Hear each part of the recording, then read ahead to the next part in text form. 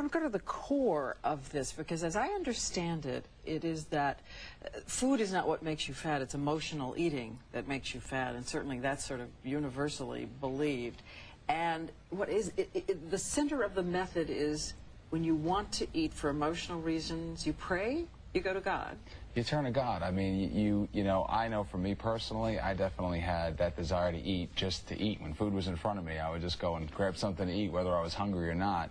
And this program taught me how to find true physical hunger and eat within those boundaries. Just eat when you're hungry and stop when you're full. And when you're tempted to eat, when you know you don't need it, you go to God, whether you pray or read the Bible. And there's a group that you call, and they pray with you together.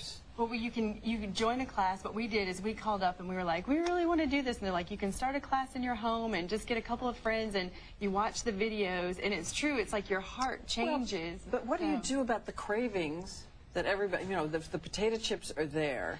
That's definitely it seems to me you still have the same temptation, whether it's just restraint or the praying. program definitely taught you that God, if you go to God, He's much better than potato chips. And when I used to go to the potato chips and the pizza, what happened to me was an extra 55 pounds, and what happened to me was a pain.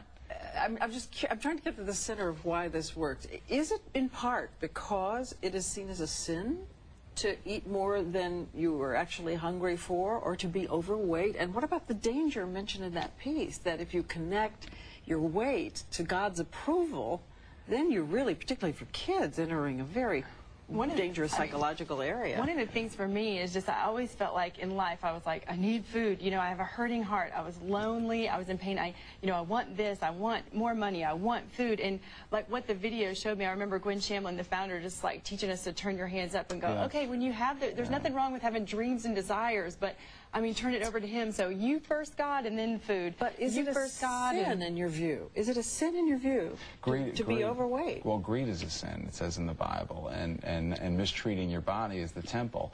And so I can tell you that I mistreated my body. I was 55 pounds overweight. It hurt my body. I was in pain. I had back pain, you name it.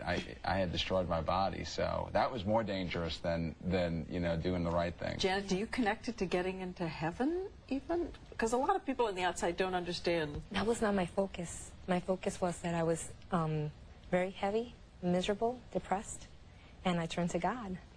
And when I turned to God, I didn't want the food the way I used to. Yes. I used to desire it all day long.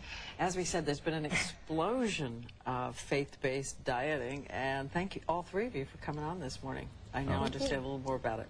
And this book, again, this is the Way Down Diet. The Way Down It has Diet. all the principles. It's awesome. So. More on our website, of course. Coming up.